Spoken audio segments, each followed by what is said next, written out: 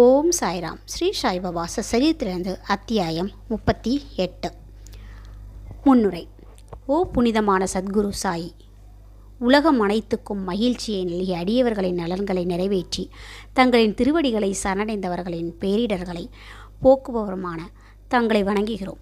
மிகுந்த தாராள குணமுடையவர் தங்களை சரணடைவோர்களின் பாதுகாவலராகவும் இரட்சகமாகவும் விளங்கும் தாங்கள் மக்களுக்காக இறங்கி அவர்களுக்கு நன்மை செய்யவே அவதரிக்கிறீர்கள். தூய ஆன்மாவின் சாராம்சமான சாறு பிரம்மாவின் அச்சில் ஊற்றப்பட்டு இதிலிருந்த ஞானிகளுக்குள் எல்லாம் முடிமணியாக சாயி அவதரித்து விளங்குகிறார். இந்த சாயி ஆத்ம ராமனேவாவார். தூய தெய்வீக பேரின்பத்தின் இருப்பிடமே அவர். வாழ்க்கையில் அனைத்து குறிக்கோளையும் தாமே அவர் ஏதியதோடு நில்லாது தமது அடியவர்களை பற்றற்றவர்களாகவும் சுதந்திரமானவர்களாகவும் ஆக்கினார். பாபாவின் ஹண்டி. நமது சாஸ்திரங்களின் வெவ்வேறு காலங்களுக்கு வெவ்வேறு சாதனைகள் விதிக்கப்பட்டிருக்கின்றன.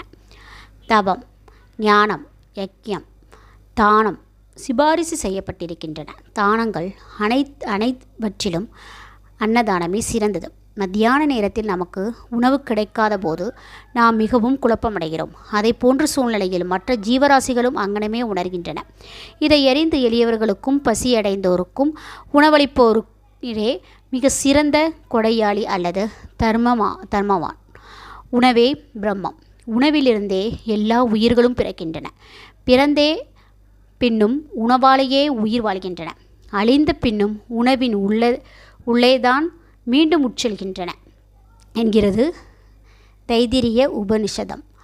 விருந்தாளி. ஒருவர் நம் வீட்டுக்கு வர நேர்ந்தால் அவரை உணவளித்து வரவேற்பது நம்மை கட்டுப்படுத்தும் ஒரு கடமையாகும். செல்வம், சொத்து, உடை முதலான மற்றவித தானங்கள் செய்வதற்கு விவேகம் தேவைப்படுகிறது. ஆனால் உணவின் விஷயத்தில் அத்தகைய யோசனைகள் எதுவும் தேவையில்லை. மத்தியான நேரத்தில் யார் வேண்டுமானாலும் நம் வீட்டு வாசல் நிலை வரட்டும், அவருக்கு உணவு அளிக்கப்பட வேண்டும்.